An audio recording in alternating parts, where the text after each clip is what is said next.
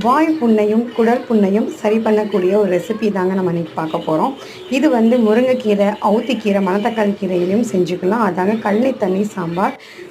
இது எப்படி பண்ணுறதுன்னா, நம்ம அரிசி கழுவின தண்ணி கொஞ்சமும் எடுத்து வச்சுக்கலாம். கொஞ்சம் பருப்பு கொஞ்சமாக வேக வச்சு எடுத்துக்கோங்க. ஒரு கடாய் வச்சு எண்ணெய் ஊற்றி கடுகு, சீரகம், காஞ்ச மிளகாய், சின்ன வெங்காயம் தாங்க டேஸ்ட்டு. சின்ன வெங்காயம் தட்டி ஒன்றரை தட்டி போட்டுக்குங்க. நல்லா வணங்கவும். ஒரு மீடியம் சைஸ் தக்காளி, கொஞ்சம் சால்ட் ஆட் பண்ணிக்கோங்க வணங்குறதுக்கு. மஞ்சள் தூள், சாம்பார் தூள், காரம் கம்மியாகவே பண்ணுங்கள், அதாங்க நல்லாவும் இருக்கும்.